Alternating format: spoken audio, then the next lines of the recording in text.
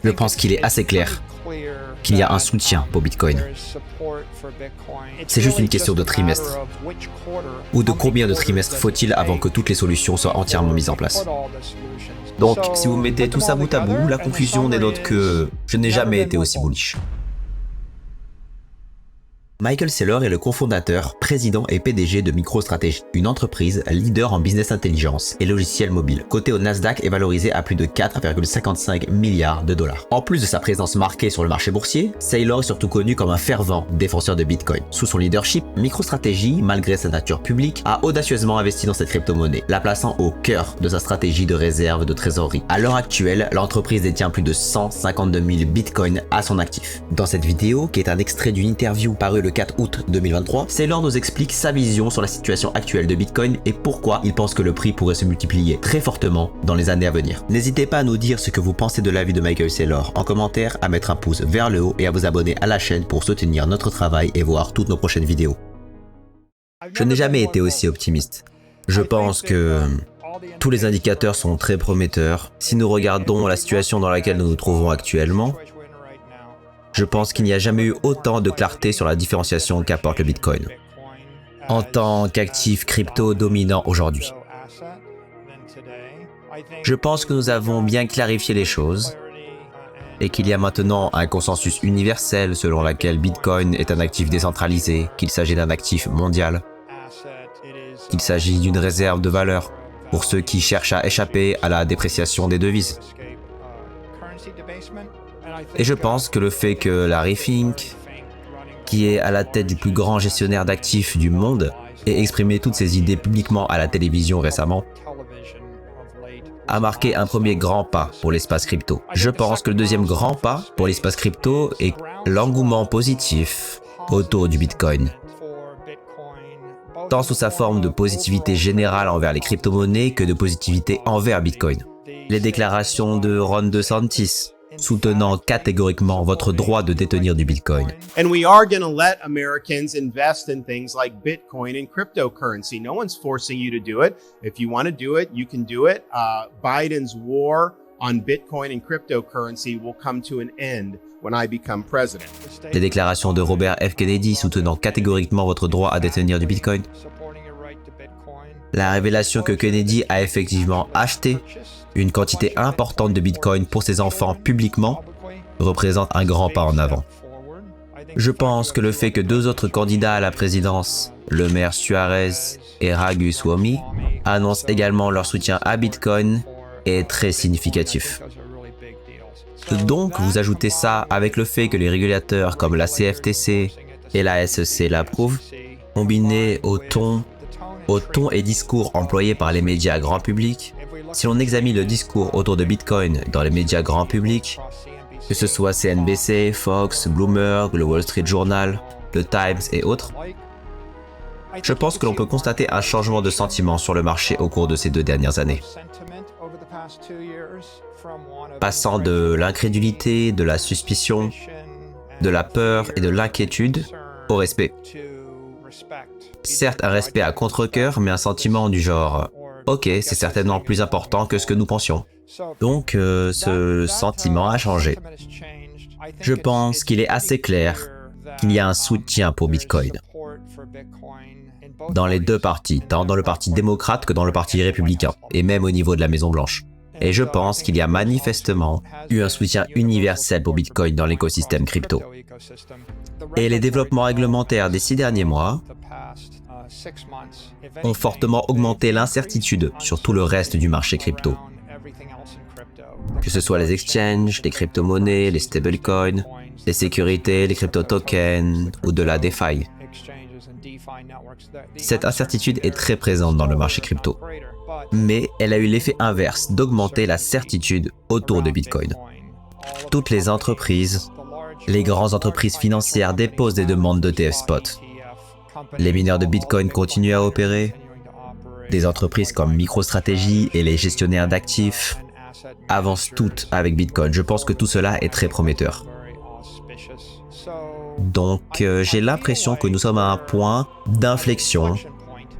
C'est un moment où vous avez à la fois le plus d'informations, pour conclure que Bitcoin est un actif international qui se différencie en tant que réserve de valeur numérique et matière première numérique, et à la fois unique au monde et utile au monde. Vous avez toutes les informations nécessaires pour en tirer cette conclusion. Mais en même temps, la capacité du grand public et la capacité des institutions et des gouvernements à se positionner restent largement entravées. Il est très difficile pour un retraité avec un fonds de pension d'investir dans Bitcoin. Il est très difficile pour une grande entreprise d'investir dans Bitcoin. C'est difficile pour un fonds souverain, c'est difficile pour un gouvernement, c'est difficile pour un hedge fund. Et donc, vous avez un exemple dans lequel vous savez dans quelle direction le monde se dirige, vous savez ce dont le monde a besoin, et vous savez que les personnes rationnelles finiront probablement par y arriver. Mais vous avez aussi une liste de raisons pour laquelle c'est difficile. Pourquoi c'est difficile? C'est difficile parce que les règles comptables actuelles imposent un traitement asymétrique des cryptos au lieu d'un calcul basé sur la valeur. Et donc vous avez un challenge et vous avez une solution. La mise en place d'une comptabilité à la juste valeur avec la fin du tunnel clairement en vue. Si cela ne se produit pas d'ici la fin de l'année, cela se produira dans les 12 prochains mois. Ce que Michael Saylor explique ici, c'est que le Bitcoin est actuellement considéré comme un actif incorporel dans les règles comptables aux États-Unis. Ce qui veut dire que la dépréciation des Bitcoins est comptabilisée, mais pas leur appréciation. C'est-à-dire que les moins-values apparaissent dans le bilan, mais pas les plus-values. C'est un problème pour les sociétés comme MicroStrategy qui n'ont aucune intention de s'en séparer, car cela veut dire qu'ils ne peuvent voir apparaître à leur bilan que des pertes et pas de gains. Le directeur financier de MicroStrategy avait d'ailleurs écrit une lettre au FASB, Financial Accounting Standard Board, l'an dernier, dans laquelle il écrivait « La mise en place d'une comptabilisation à la juste valeur nous permettrait de fournir aux investisseurs une vision plus pertinente de notre situation financière et de la valeur économique de nos avoirs au Bitcoin. Cela faciliterait la capacité des investisseurs à prendre des décisions éclairées en matière d'investissement. » Et réclamation qui a bien été entendue par le FASB qui ont finalement décidé de mettre en place la comptabilisation à la juste valeur et qui entrera en vigueur en décembre 2024. C'est une mise à jour très importante qui éliminera un obstacle majeur à l'adoption du Bitcoin par les sociétés en tant qu'actifs de trésorerie. Vous avez un challenge, je ne peux pas acheter un ETF spot. Et vous avez une solution, une multitude de demandes d'ETF spot, et vous avez beaucoup de pression politique, de sentiments et de convictions qui soutiennent ces demandes. Et donc, c'est une solution. Vous avez un défi, qui est que nous avons besoin que les plateformes d'exchange soient transparentes et réglementées, et vous avez une solution, des accords de surveillance. Coinbase en a déjà accepté publiquement d'ailleurs, avec une demi-douzaine de demandeurs d'ETF. Vous avez un processus en cours. La SEC et la CFTC se sont engagées à aider les plateformes d'exchange à être en conformité. Donc, vous avez tous ces défis à surmonter, puis vous avez toutes ces solutions qui sont en train d'être mises en place. C'est vraiment juste une question de quel trimestre ou de combien de trimestres faut-il avant que toutes les solutions soient entièrement mises en place. Lorsque ces solutions seront en place, il y aura une énorme quantité de capital qui affluera vers une offre limitée. Donc si nous examinons du côté de la demande, je dirais que l'achat de Bitcoin, c'est comme acheter une belle maison dans un quartier étranger où vous devez payer à l'avance en espèces et où il vous faudrait 1 an de travail pour le faire. Alors qu'acheter du Bitcoin via un ETF spot, c'est comme acheter la même belle maison, mais dans votre quartier, sans avoir besoin de payer comptant, demain. Et il y a beaucoup de gens qui n'achèteront jamais une maison s'ils doivent payer en espèces. Jamais. La plupart des gens en seraient incapables, ou disons la grande majorité.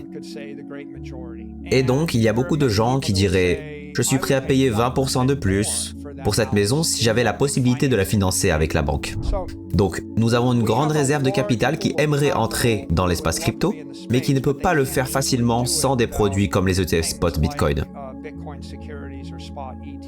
Et l'arrivée de ces produits va être un grand catalyseur de demande.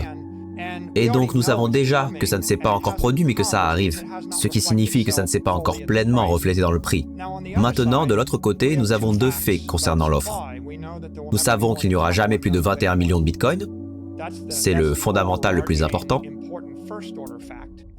Et le deuxième fait que nous avons, c'est qu'il y a le halving qui arrive et qui va diviser par 2 l'offre que les mineurs ont disponible à la vente, soit près de 5 milliards de dollars par an d'offres. Et ensuite, nous avons un troisième fait. Le troisième fait, c'est que si des grandes institutions peuvent désormais détenir confortablement du Bitcoin dans leur bilan, elles vont l'acheter et le conserver à jamais. Et les personnes qui le détiennent actuellement ne vont pas vouloir le vendre. Donc, l'offre disponible à la vente des déteneurs actuels va diminuer. L'offre disponible à la vente des mineurs va diminuer. Et pourtant, la demande pour l'acheter, elle, va augmenter. Et la durée, le temps pendant lequel quelqu'un veut détenir cet actif, va diminuer. Va augmenter. Donc si vous décidez d'acheter du Bitcoin et de le conserver pendant 1 an, cela signifie que chaque année, 10 milliards de dollars sont achetés sur le marché et 10 milliards de dollars sont vendus sur le marché. Mais si vous décidez d'acheter du Bitcoin et de le conserver pendant 10 ans, cela signifie que chaque année, 10 milliards de dollars sont achetés et seulement 1 milliard de dollars sont vendus sur le marché. Donc toutes ces choses combinées augmentent la demande. Elles prolongent la durée, elles réduisent l'offre, elles réduisent la friction pour quiconque veut agir en faveur du réseau.